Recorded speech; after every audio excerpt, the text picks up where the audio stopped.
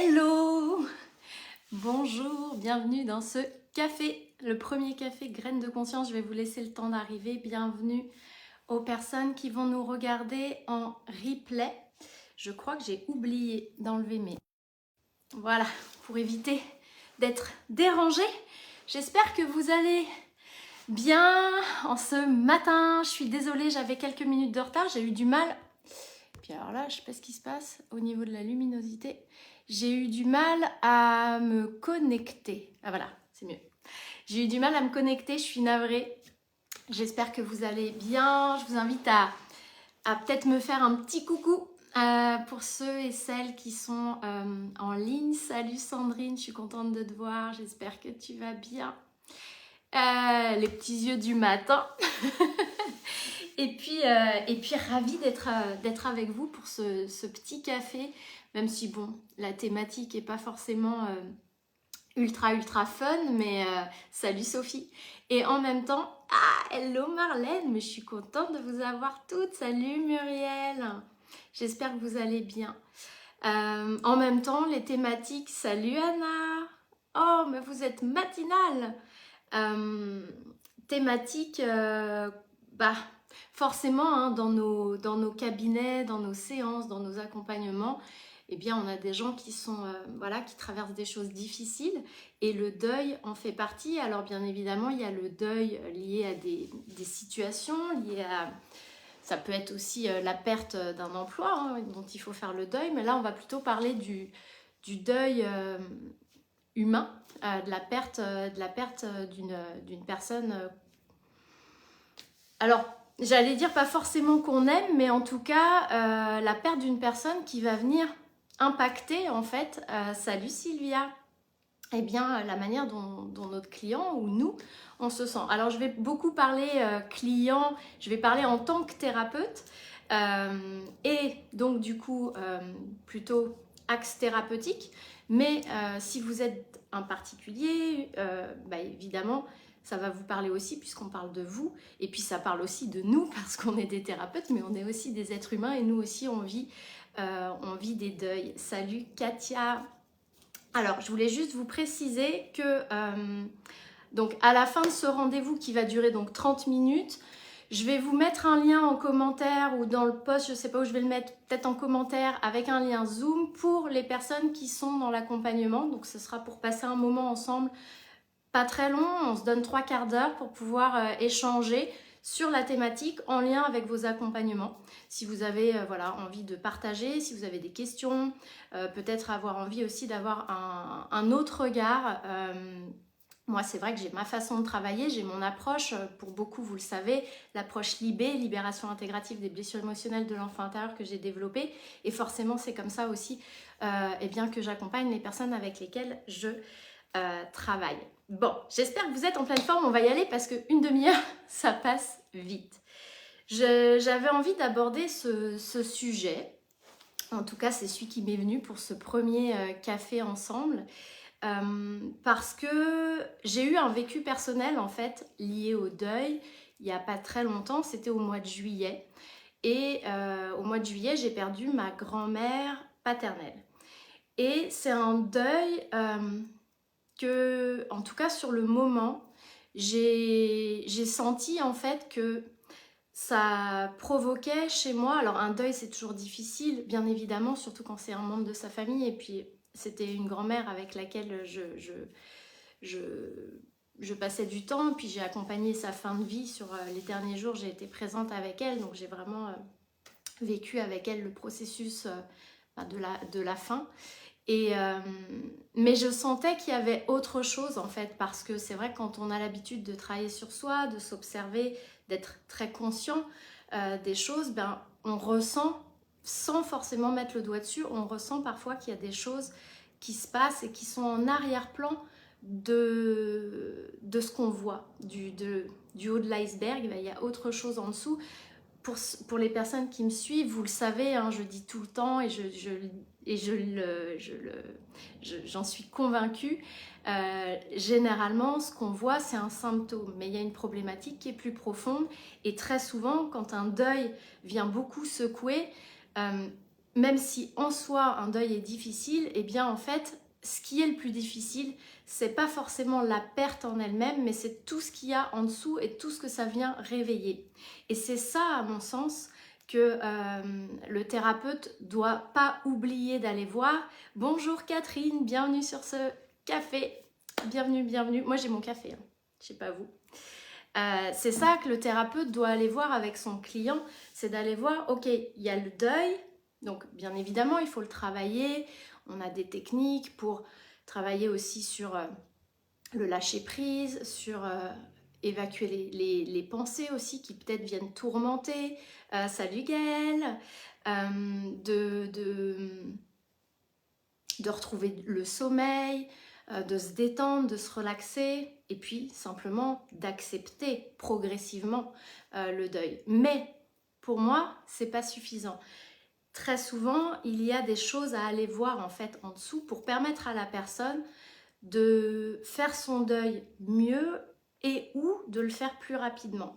Ça ne veut pas dire le brusquer parce qu'on a besoin de temps pour accepter, mais très souvent, le fait de mettre le doigt sur ce qui se passe en fait en arrière-plan permet, de la même manière quand je vous dis sur les blessures émotionnelles, le fait d'aller voir quelle est la blessure derrière la situation de vie, qu'est-ce qui est en train de se rejouer, le fait de mettre le doigt dessus va souvent juste débloquer la situation, juste ça va débloquer la situation.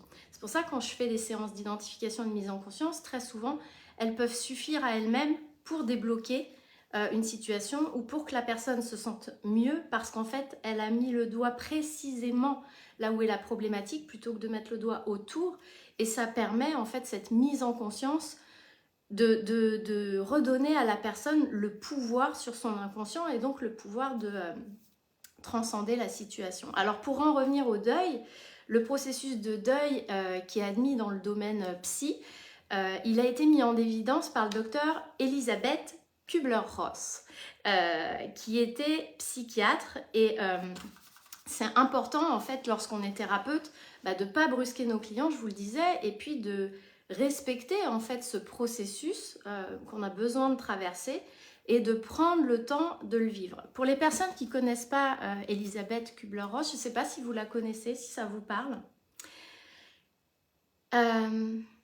Dites-moi si vous la connaissez, c'est une dame qui a beaucoup travaillé sur l'accompagnement des gens en fin de vie. Non, d'accord. Elle a travaillé beaucoup sur l'accompagnement. Katia, ouais, tu connais l'accompagnement des personnes en fin de vie. Donc, elle a fait beaucoup de recensement en fait auprès des gens qui allaient décéder, de ce qu'ils vivaient, de ce qu'ils ressentaient, de ce qu'ils voyaient, de ce qu'ils percevaient. Elle a pu aussi aller sur tout ce qui est expérience de mort imminente. Et du coup, moi je vous invite, si tout ce qui est en lien avec l'après-vie vous intéresse et que ces travaux qui sont vraiment dans ce livre, c'est vraiment de voir un peu l'histoire notamment de cette femme et de tout ce qu'elle a mis en place pour aller travailler sur tout ça. Donc on voit un peu son parcours, les gens qu'elle a rencontrés, etc. C'est ce livre-là, je ne sais pas si vous le connaissez, La Source Noire de Patrice Van... Alors je ne sais pas si ça se dit Hircel ou Hersel. Donc qui parle eh bien, de la mort et à travers notamment le parcours de cette femme. Marlène, alors mamie Christiane, tu dis oui. Marlène, tu dis que tu as lu quelques-uns de ses livres. D'accord. Alors moi, je n'ai pas lu de ses livres, mais j'ai lu ce livre-là, La Source Noire, qui parle beaucoup d'elle. Sylvia, oui, elle a mis en avant les différentes étapes du deuil. Ouais. Marlène, lors de l'accompagnement de fin de vie de ton papa. D'accord. Ce livre, tu le connais pas. Mais il est vraiment bien. Il est vraiment bien. Je vous le conseille. Donc, elle a mis en évidence les étapes du deuil. Donc les étapes, je vais juste vous les rappeler, même si c'est pas forcément là où je voulais aller, mais c'est important quand même, puisque encore une fois, en tant que thérapeute, on doit le respecter. Et puis nous, en tant qu'humains, quand on vit un deuil, c'est important d'avoir conscience qu'on traverse ces étapes-là et qu'elles ne sont pas linéaires. C'est-à-dire qu'on peut très bien sauter une étape, on peut aussi parfois revenir en arrière, on peut avoir des étapes qui se chevauchent. Donc il y a certaines, on ne les voit même pas si on repense à un processus de deuil qu'on a vécu, on va pas forcément voir qu'on l'a traversée parce qu'elle s'est mêlée à une autre où elle a été très courte. Mais en tous les cas, c'est des phases qu'on traverse tous. Donc la première, c'est le choc, qui est très souvent de courte durée, qui est vraiment le moment où je suis en sidération face à l'annonce eh bien, du décès de la personne. Et même lorsqu'il était prévu, prévisible, eh bien, il y a cet état de... voilà, qui peut être très court, qui peut être plus long, qui peut prendre plusieurs jours, mais il y a cet état de choc. La deuxième étape, c'est le déni. Donc c'est quand on est dans ce moment qu'on traverse tous, encore une fois, mais parfois il est très court, où on refuse en fait de croire, de comprendre que la personne est décédée. Ce qui va en fait entraîner comme une contestation ou un rejet de l'information. Moi, je me souviens, par exemple, quand mon père est décédé, j'ai eu le choc, effectivement, au téléphone, quand on me l'a dit, quand j'ai compris ce qui se passait, le choc. Et après, j'étais, mais vous êtes sûr, il respire pas encore, etc. Enfin, j'étais dans le... Je voulais pas, en fait, entendre qu'il était décédé. Et pendant que je prenais ma voiture, j'étais à la fois en état de panique et en même temps dans ce truc où, mais non, c'est pas possible, ils se sont trompés. Il respire encore, alors que non. Donc c'était vraiment ce moment de déni qui n'a pas duré longtemps, puisqu'après on est confronté à la personne. Et puis parfois il peut être un peu plus long, ce moment. Vous avez vu, je parle de mon père, et je sais pas si vous avez vu l'électricité qui a complètement vrillé à côté de moi sur la lampe, ça m'a fait peur. Mon papa, il passe souvent par les lampes. Du coup, je suis perturbée. Troisième étape, la colère. Et ce qu'elle appelle le marchandage aussi. La colère, c'est quand la personne, elle est en agressivité, donc elle est agressive envers elle-même, mais elle peut être aussi agressive envers les autres parce que c'est une façon pour elle d'extérioriser en fait la colère qu'elle ressent à l'intérieur. Et quand elle parle de marchandage, c'est parce que parfois on peut avoir des pensées qui sont très... Oui, c'est un joli signe, surtout que je vais vous dire, ça fait des mois que ça l'a pas fait. Donc c'est assez marrant que ça arrive au moment où je parle de ça. Peut-être qu'il veut me dire qu'il est toujours là. Des pensées magiques en fait qui vont traverser l'esprit de la personne, c'est ça le marchandage, qui va être du style si je fais ça, peut-être qu'il va revenir, peut-être qu'il va réapparaître, peut-être que c'est très lié à l'enfance, hein, parce que les pensées magiques, c'est les pensées de l'enfant, mais c'est des pensées voilà, qui peuvent traverser la personne qui est à ce moment-là, dans cette étape de marchandage en fait avec la mort. Ensuite, il y a une autre étape qui est la tristesse. C'est ok, ça y est, je prends conscience, donc je vais être dans la tristesse, dans l'effondrement, dans une forme de désespoir. Et puis ensuite, il y a une autre étape qui est la résignation. Donc c'est j'arrête de lutter. J'arrête de lutter, mais j'aimerais que ma vie redevienne comme avant. Et du coup, je vais plutôt être en mode je vis au jour le jour et je ne vais pas me projeter dans l'avenir parce que se projeter, c'est encore trop compliqué de se projeter sans la personne. Donc je vais être plutôt dans l'instant présent. Qui est une forme en fait d'acceptation, mais sans projection vers l'avenir. Et après justement arrive la phase d'acceptation où là, j'accepte vraiment la perte et c'est là que je commence à repenser au bon moment, au moins bon moment, aux souvenirs que j'ai avec la personne et où je vais commencer à pouvoir me projeter vers l'avenir, vers ma vie sans la personne que j'ai perdue. Et puis la dernière étape, c'est la reconstruction. Et là, voilà, la vie se réorganise, la vie reprend son cours, les projets se remettent en place et l'absence de la personne fait partie intégrante en fait de la vie. Et puis on avance, on y pense, c'est là. Mais c'est plus en tout cas un poids et c'est plus quelque chose qui empêche d'avancer ou de se projeter ou même de vivre tout simplement. Donc vous voyez, il y avait 7 étapes là qu'on vient de rebalayer. Donc le choc, le déni, la colère et le marchandage, la tristesse, la résignation, l'acceptation et la reconstruction. Donc ça, c'est les étapes donc, qui ont été mises en évidence par Elisabeth. Donc nous avons parlé Kübler-Ross. Donc comme je vous disais, le truc c'est « Salut Maria !» C'est qu'il y a des choses en fait qui se passent en arrière-plan. Et pour moi, c'est ça qui est intéressant à aller voir et qui va aider nos clients à pouvoir traverser en fait ces étapes beaucoup plus rapidement et beaucoup mieux, en reprenant en fait leur pouvoir et en n'ayant plus cette sensation de subir les choses. Parce que on va pouvoir amener en fait la personne à pacifier ce qui se cache justement en arrière-plan et qui peut l'empêcher d'avancer dans son processus de deuil. Gaëlle, tu dis, est-ce que tu peux arriver à la reconstruction et revenir aussi en arrière sur cette étape? La reconstruction, oui, je pense que tu peux. Oui, pour moi, je pense que tu peux. Je pense que tu peux en arriver à un moment donné à une reconstruction. Et puis notamment s'il se passe quelque chose dans ta vie, et c'est ce qu'on va voir là, c'est-à-dire que s'il se repasse quelque chose qui vient réveiller, tu peux, à mon sens, refaire un retour en arrière, tu vois.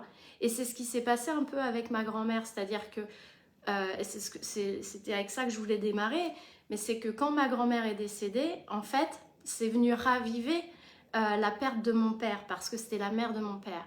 Et donc, j'ai pas fait un retour en arrière qui m'a remise dans un état, j'allais dire, oui, d'effondrement et de désespoir, mais ça m'a fait repartir en fait dans de la tristesse que j'avais transcendée en fait et avec laquelle je vivais plus, même si bien évidemment, si tu m'amènes à parler de mon père pendant 25 minutes, ouais, je vais forcément avoir les yeux qui brillent et puis je vais parce qu'il me manque, mais si tu veux, c'était vraiment quelque chose, voilà, qui fait partie de ma vie. Et quand elle est décédée, bah, j'ai eu un petit retour en arrière. Mais après, voilà, j'ai pas eu besoin de retraverser les étapes. Ça m'a ramenée dans une étape, puis je suis repartie ensuite comme avant, quoi. Surtout si les étapes, oui, on va le voir, n'ont pas été pleinement vécues et acceptées, effectivement, Christiane. Donc pour moi, alors bien évidemment, je vais peut-être oublier des choses, surtout sur un temps comme ça assez court, mais j'ai essayé de regarder un peu justement tout, par rapport à tous les accompagnements que j'avais pu avoir, mon vécu aussi, qu'est-ce que j'identifie en fait comme étant ce gros bas de l'iceberg qui se cache en fait en arrière-plan du processus de deuil. Exactement, Katia, tout au long du processus, on peut faire des allers-retours. Et puis encore une fois, des étapes peuvent se chevaucher, donc du coup il y en a certaines on ne va pas les voir. C'est un processus qui peut être long et qui est complexe. Et effectivement, je crois que c'est Marlène, tu parlais du docteur Fauré. Le docteur Fauré travaille aussi beaucoup là-dessus. J'adore ses livres, ils sont extraordinaires. Je ferai un live d'ailleurs parce qu'il a fait des livres sur l'accompagnement de personnes malades, des personnes malades, etc. Je ferai des cafés autour de ces thématiques-là. Donc moi, ce que j'ai identifié, c'est 4 choses. Il y en a sûrement d'autres. C'est déjà ce que symbolise la personne. C'est important en tant que thérapeute qu'on essaye de comprendre qu'est-ce que symbolise la personne au-delà de la personne décédée, au-delà de qui elle est juste pour la personne. Pas juste d'aller voir, ok, c'était sa grand-mère, c'était son oncle, c'était sa meilleure amie. Maria, tu dis, moi aussi j'ai revécu les deuils précédents, moins douloureusement, mais ça revient normal. Les dates d'anniversaire sont terribles. J'allume une bougie, ah c'est beau. Bah oui, et t'as raison de le faire. Parce que se reconstruire, c'est pas oublier et c'est pas ne plus ressentir. Effectivement, quand on pense aux personnes qu'on a perdues et qui comptent pour nous, bah, on a le droit d'être triste. Et c'est pas parce qu'on est triste qu'on replonge en arrière. Je pense qu'on peut être triste toute sa vie à l'idée d'avoir perdu quelqu'un, une amie, un frère, une sœur, un enfant. bien évidemment. Donc le premier point, c'est ce que symbolise la personne. Donc je vous le disais, moi, ma grand-mère, par exemple, je sentais que ce décès était compliqué. Et en fait, j'ai rapidement, parce que justement, dès que je ressens en fait en moi qu'il y a un truc qui ne va pas, je me pose à chaque fois et avec toutes mes connaissances aussi de thérapeute, j'observe et je regarde. Et j'ai compris que, eh bien, ma grand-mère, en fait, elle représentait pour moi un lien avec mon père. C'était le seul lien qui me restait avec mon père, puisque mon père, après son décès, son frère est décédé, mais j'étais plus trop en lien avec lui, son frère est décédé, et là, sa mère, c'était, on va dire, le dernier lien familial que j'avais avec lui. Bien sûr, il y a mon frère, mais c'est pas pareil. Là, on est sur quelque chose d'ascendant. Et donc, pour moi, la perte de ma grand-mère, eh bien, c'est comme si je perdais, d'autant que c'était sa mère, c'est elle qui l'avait mis au monde. Mon père était le fruit de cette femme. Donc, quelque part, la perte, c'était encore perdre un bout de mon père, un bout qui me restait encore à travers elle. En plus, elle lui ressemblait physiquement, donc des fois, quand je la voyais, je souriais parce que elle avait le même nez, elle avait voilà, des choses au niveau corporel et physique que je retrouvais de chez mon père. Donc la perdre, ne plus la voir sous les yeux, ne plus pouvoir relationner avec elle physiquement, eh bien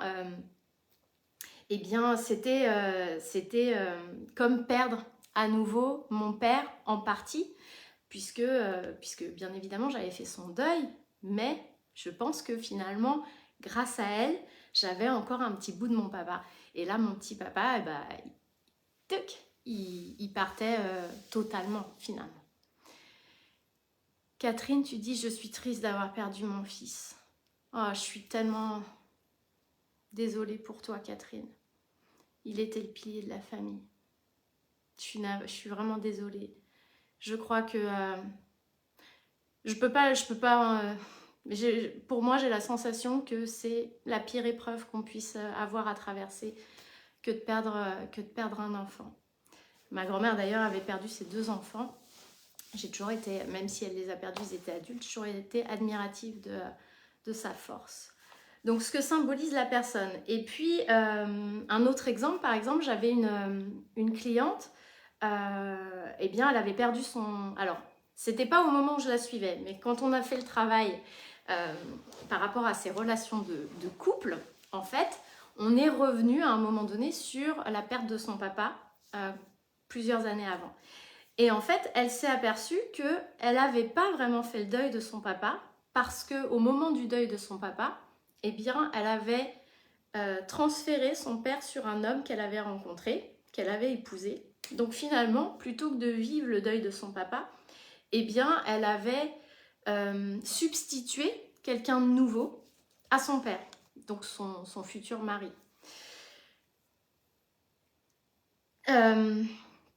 Oui, Maria, je suis tout à fait d'accord avec toi. Et donc, c'est important de voir ça aussi, de voir ce que nos clients font au moment du deuil. Qu'est-ce qui se passe dans leur vie au moment où ils perdent quelqu'un? Est-ce qu'ils sont en train de chercher à substituer Moi, je sais qu'au moment du décès de mon père, c'est ce que j'ai fait aussi avec un homme qui est venu en remplacement. Je ne me rendais pas compte. En plus, à l'époque, je n'étais pas du tout dans ce métier-là, donc c'était vraiment totalement inconscient. Mais c'est une façon d'éviter, en fait, de fuir ces émotions. Parce que du coup, on ne se confronte pas à la perte, on vient remplacer la personne. Donc là, le thérapeute, c'est important aussi qu'il puisse identifier ça, parce que ça va ralentir fortement le processus de deuil, et ça peut le ralentir sur des années, voire sur une dizaine d'années. Ma cliente, en l'occurrence, au moment où elle est venue me voir, c'est parce qu'elle avait des problématiques de couple, et en fait, une des racines de ces problématiques de couple, c'était lié au fait qu'elle avait choisi ce conjoint pour venir substituer à son père décédé. Et que du coup, à un moment donné, quand avec le temps, elle a fini par faire son deuil, mais qui du coup a pris beaucoup plus de temps parce qu'elle l'avait substitué par un conjoint, et bien quand le processus est arrivé à son terme, et ça a pris genre 10 ou 15 ans, et bien son mari, il n'y avait plus le truc, parce que le pourquoi elle était avec lui, ben, il n'était plus là en fait. Elle en avait plus besoin.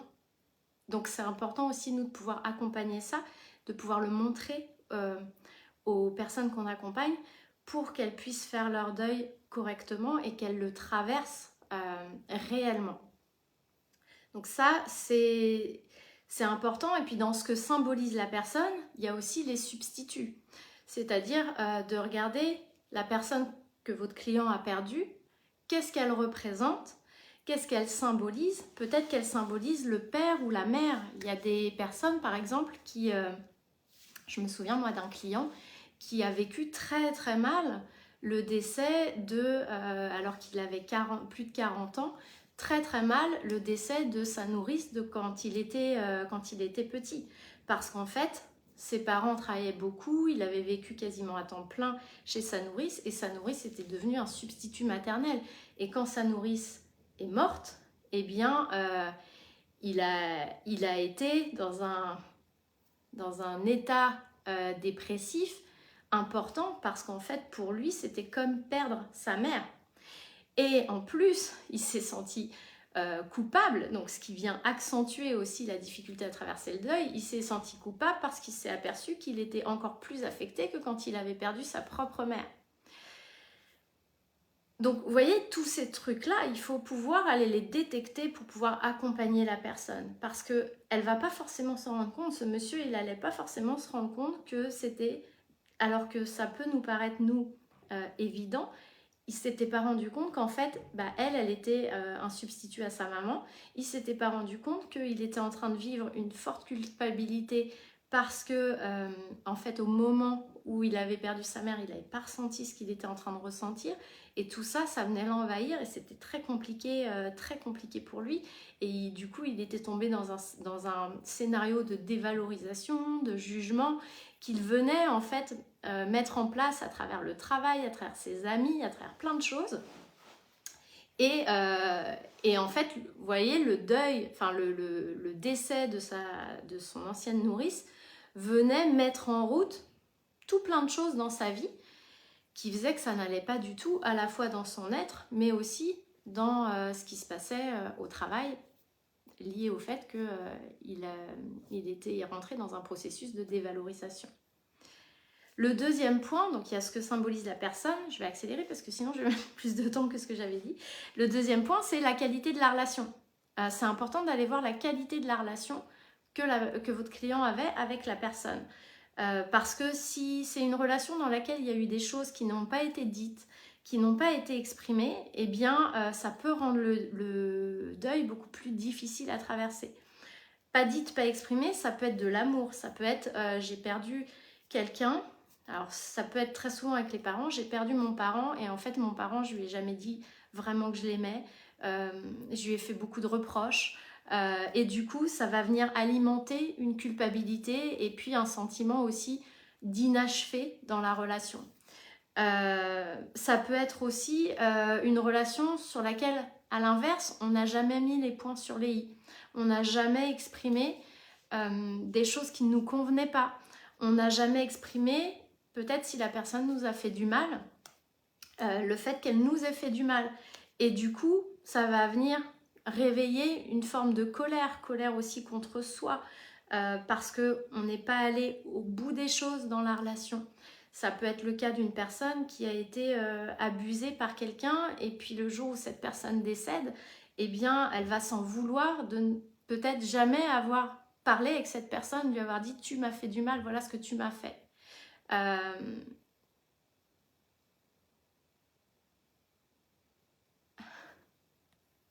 Sophie et Catherine se parlent, je crois. Tu m'as fait beaucoup de mal et du coup, on peut se sentir pas bien parce qu'on n'est pas allé au bout du processus dans la relation, on n'est pas allé jusqu'au bout de la relation on n'est pas allé exprimer les choses. Ça arrive d'ailleurs souvent, ça, quand effectivement il y a le décès dans la famille, ou par exemple d'un parent qui a été maltraitant ou qui a été abuseur, et que l'enfant devenu adulte n'a jamais parlé de ça avec le parent en question, ou ne lui a jamais exprimé tout ce qu'il a ressenti. Bah, le fait que la personne décède, ça va rendre le processus beaucoup plus difficile, parce que justement il va y avoir eu tous ces non-dits, toutes ces choses qui n'ont pas été exprimées. Alors attendez, je vais finir sur la qualité de la relation. C'est important aussi de voir si la relation, est-ce qu'elle a été celle qui était voulue.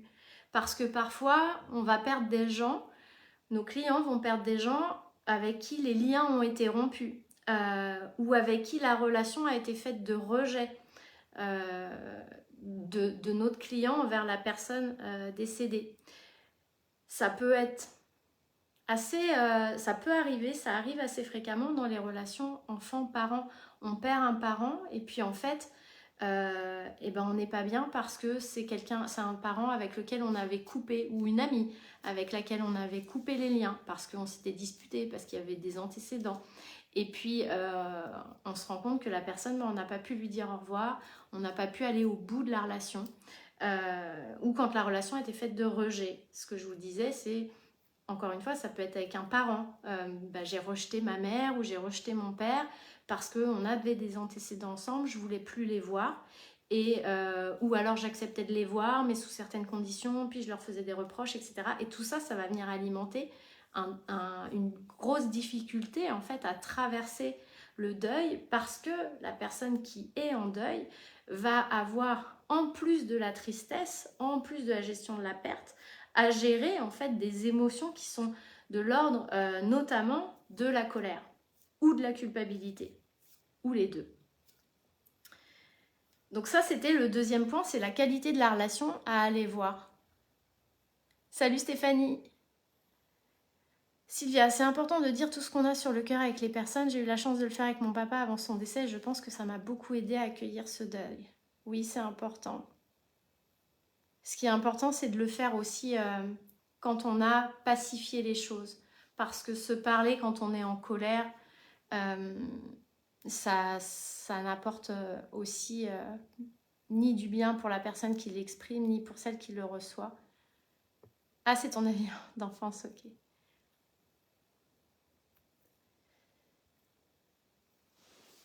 Ok, donc, troisième point, c'est aussi de regarder qu'est-ce que ce décès vient réveiller par rapport au passé. Par exemple, moi j'avais une cliente, un jour elle a perdu quelqu'un et c'était très difficile pour elle Hey, hello Damien, un homme, ouh, bienvenue.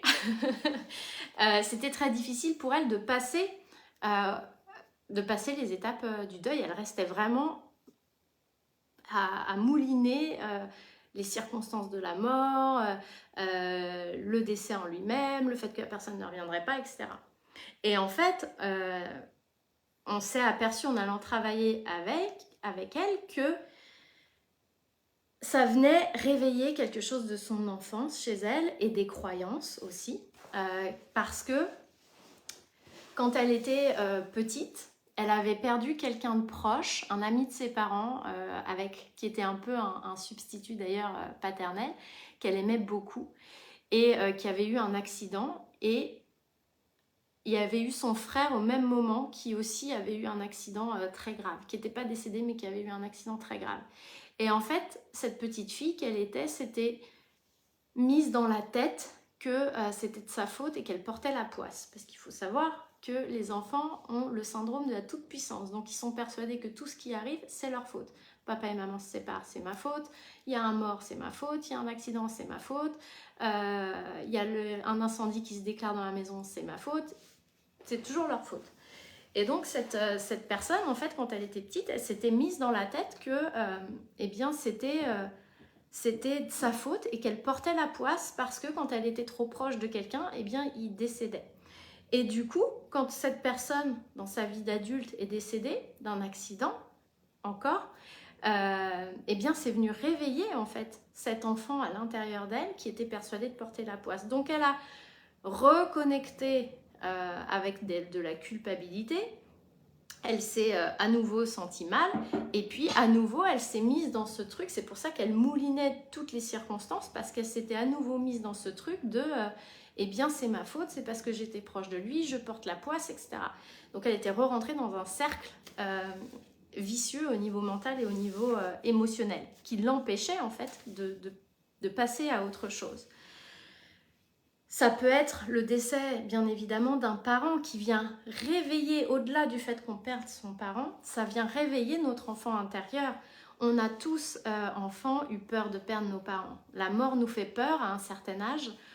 D'ailleurs, les enfants souvent posent beaucoup de questions vers l'âge de 6-7 ans. C'est quelque chose qui fait peur à tous les enfants de perdre ses parents. Parce qu'ils sentent qu'ils ont besoin en fait de leurs parents et que sans leurs parents, ils ne peuvent pas survivre. Donc, ils ont peur de l'abandon. Alors, pas l'abandon volontaire, même si c'est la mort, c'est un abandon aussi. Ils ont peur de l'abandon, ils ont peur de la solitude. Et il se peut qu'à l'âge adulte, eh bien justement, cet enfant intérieur il soit réactivé. Moi, j'avais accompagné un monsieur qui avait perdu sa maman. C'était très difficile pour lui de surmonter ce deuil-là. Et ce qui lui a permis en fait d'aller vraiment passer toutes les étapes du deuil assez rapidement quand même, ça a été de faire le travail avec son enfant intérieur. On n'a pas fait le deuil, on n'a pas travaillé sur le deuil de l'adulte, on a vraiment travaillé sur le deuil de l'enfant intérieur, donc avec son petit garçon. Parce que c'était ça en fait qui faisait qu'il restait bloqué, qu'il était toujours en train de pleurer, qu'il n'arrivait pas à passer à autre chose. Et pourtant c'était un monsieur qui avait 55 ans, voilà, qui était bien assis dans sa vie, etc. Mais émotionnellement c'était extrêmement compliqué, il était vraiment triste. Et en fait cette tristesse c'était surtout la tristesse de son petit garçon intérieur qui avait perdu sa maman. Et puis, il y a aussi, quand je vous dis ce que réveille le décès par rapport au passé, il y a aussi les circonstances du décès. Parce que parfois, les circonstances, elles vont ramener à des choses. Si c'est un accident de voiture, par exemple, et que quand j'étais petit, quelqu'un est mort d'un accident de voiture dont j'étais très proche, ben, ça peut venir, encore une fois, réveiller, en fait, cette émotion liée à quelqu'un de très proche de mon passé, que je vais transposer, en fait, aujourd'hui à ce qui se passe parce que la circonstance est similaire et qui va rendre plus difficile le fait de dépasser ça. Les circonstances aussi, et ça je ferai un live dessus, en plus ça me concerne puisque certaines d'entre vous qui me suivent le savent, je m'en cache pas, mon papa s'est suicidé, donc je ferai un live sur je pense, le deuil dans le cadre d'un suicide et ce qu'on vit dans l'entourage. C'est pareil, ça vient réveiller des choses, ces circonstances, parce que y a de l'abandon, parce que y a de la colère, il y a de la culpabilité, et forcément, nos enfants intérieurs, à ce moment-là, se réveillent par rapport à ce qui s'est passé, et ça rend le deuil plus difficile. Et puis, le dernier point aussi qu'il faut aller voir pour moi, c'est ce que ça réveille par rapport à l'avenir. Parce que, eh bien, certaines personnes, quand elles décèdent, vont venir réveiller chez nous, ça va dépendre qui, mais vont venir réveiller chez nous notre propre peur de la mort, parce qu'elles vont venir nous mettre en lumière que nous aussi on est mortels, que nous aussi on peut mourir, par exemple, du jour au lendemain, si c'est une copine qui a le même âge que vous et qui fait un AVC et qui décède, ben, ça vient forcément réveiller votre peur à vous parce que vous vous dites moi aussi ça peut m'arriver demain en sortant de chez moi de faire un AVC. Ou si c'est les parents aussi qui décèdent, eh bien généralement quand on perd son dernier parent, surtout quand c'est des décès j'allais dire naturels, après ça peut être le cas aussi avec des maladies, parce que ça reste lié comment dire, c'est pas un accident, c'est lié au corps qui ne fonctionne plus correctement. Mais ce qui peut venir après, c'est moi le suivant, en fait. Je suis la génération qui vient après. Donc ça peut venir réveiller une angoisse de mort. Donc vous voyez, au-delà des étapes du processus, il y a qu'est-ce que symbolise la personne qui est décédée, quelle qualité de la relation votre client avait avec cette personne, qu'est-ce que ça peut venir réveiller par rapport à son passé, et qu'est-ce que ça réveille pour lui par rapport à l'avenir. Et derrière tout ça, ce qu'on voit, c'est que la personne, au-delà en fait de, je regarde mes notes, au-delà de ce qu'elle vit dans le cadre du décès, et notamment la tristesse liée à la perte, eh bien il peut y avoir de la colère, il peut y avoir de la culpabilité, il peut y avoir de la colère envers soi, hein, mais aussi envers l'autre, ou envers l'entourage, de la culpabilité. Il peut y avoir un sentiment d'impuissance aussi, et puis il peut y avoir ce sentiment d'abandon et de solitude. Donc c'est important, quand on accompagne quelqu'un dans le deuil, de faire le lien entre la personne décédée, les circonstances du décès, et la personne qui vit le deuil, pour voir qu'est-ce qu'il peut y avoir au-delà de la perte en elle-même, qui vient en fait rendre le deuil plus difficile. Et selon les cas, eh ben, on va pouvoir justement accompagner la personne différemment. Par exemple, en lui faisant faire des rencontres symboliques avec la personne décédée. Donc dans des états de conscience modifiés, faire rencontrer la personne décédée, avoir un dialogue avec elle, couper les liens toxiques, même avec des gens qu'on aime. On a besoin de couper des liens toxiques pour pouvoir justement laisser la personne partir, quelles que soient nos croyances. Ça peut être, oui, on veut vraiment la laisser partir parce qu'on croit au fait que les gens peuvent rester attachés à nous, ou les laisser partir dans l'émotionnel pour ne plus être enlisé en fait dans un émotionnel qui n'est pas bon pour nous. Il y a aussi la pacification de l'enfant intérieur, puisque vous l'avez vu, il y a des décès qui viennent réveiller justement nos enfants intérieurs. Donc de pouvoir aller pacifier l'enfant à l'intérieur de soi, qui lui est en train de vivre le deuil, et il ne le vit pas pareil que l'adulte. Un enfant ne vit pas le deuil de la même manière, et on porte en nous cet enfant. Donc ça veut dire qu'on a comme deux deuils simultanés à faire, et très souvent, la personne qui accompagne, elle va aller faire que le deuil de l'adulte, alors qu'il y a un enfant à l'intérieur qui est en train de vivre un deuil aussi, et c'est le fait de l'oublier, cet enfant, c'est ce qui va faire que eh bien, la personne, elle va soit rester enlisée, soit elle va se mettre à transférer la personne décédée sur quelqu'un d'autre, faire rentrer dans sa vie un homme, une femme pour remplacer. Euh, et du coup, ça ne permet pas de faire le deuil pleinement, vraiment. Et puis de libérer aussi des blessures, parce que vous voyez, dans les cas où ça vient réveiller la croyance que je porte la poisse, que c'est ma faute, etc., eh bien ça veut dire qu'il y a des choses qui sont ancrées, des croyances qui sont ancrées chez la personne qu'il faut aller libérer, il y a des blessures qu'il faut aller travailler. Alors je vais regarder votre question avant d'arrêter. Katia, tu dis, et si on n'a pas l'opportunité du vivant de la personne, lui écrire une lettre et la détruire est un acte symbolique de grande valeur psychologique. Oui, c'est vrai, on peut faire ça, effectivement.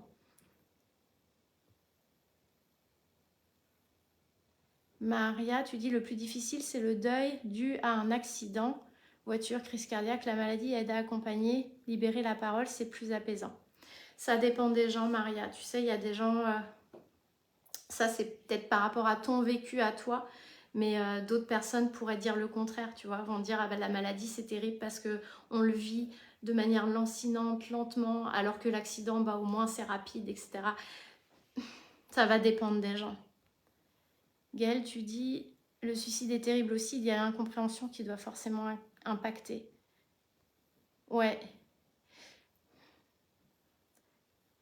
En ce qui me concerne, pas trop. Ça a été plus, je pense que c'est plus la culpabilité, la colère aussi, contre lui, contre moi, L'incompréhension, pas trop, j'ai pas l'impression, parce que très souvent les gens qui se suicident, c'est des gens qui vont pas bien, même s'ils n'ont pas exprimé qu'ils allaient se suicider, ou qui voulaient se suicider, on sait que c'est des gens qui à ce moment-là en tout cas vont pas bien. Mais tu as raison, ça arrive, hein. Il y a eu des... Enfin moi je me souviens avoir vu sur les réseaux sociaux un jour une dame qui témoignait en disant le week-end dernier on était encore en train de partir et de faire la fête avec nos amis et j'ai jamais vu qu'il allait se suicider. Damien, tu dis communiquer avec la personne décédée lors d'une séance de conscience modifiée sans avoir pacifié sa relation avec son enfant intérieur, bah c'est compliqué de ma propre expérience. Oui, c'était avec moi, non? Ouais. Oui. Ben oui, parce que l'enfant intérieur peut avoir effectivement peur aussi de se retrouver face à la personne. Peur aussi de ses émotions. Et là, c'est peut-être même plus l'adulte, tu vois, qui a peur des émotions de son enfant intérieur en allant voir la personne décédée. Parce que c'est une personne qu'on a énormément aimée et on a peur de ressentir à nouveau tout cet amour et donc de se réexposer à une forme de deuil à nouveau. Donc oui, c'est vrai que parfois ça peut être difficile. Gaëlle, tu dis super ces infos, on va voir comment utiliser tes super protocoles. Mais oui, vous pouvez les utiliser dans le cadre du deuil, Gaëlle, tous les protocoles qu'on voit dans la formation, et faire le lien avec les blessures et l'enfant intérieur. Vous verrez que dans énormément de cas de deuil, vous allez, justement, si vous allez chercher les résonances de ce deuil avec l'histoire de la personne ou l'histoire relationnelle entre cette personne et la personne décédée, vous allez trouver des choses et vous allez pouvoir aller travailler dessus et ça va aider votre client. Sandrine, il y a des étapes importantes à respecter. Tout comme les étapes du deuil, il y a le temps nécessaire à chaque chose, selon moi. Et effectivement, de toute façon, c'est hyper important de respecter le rythme de ses clients. Bien sûr que tu y arriveras, Damien, c'est clair. Ça prend du temps, il y a une sorte d'apprivoisement aussi, hein. Surtout quand on s'est coupé de ses émotions parce que on s'est protégé en fait pour pas les ressentir.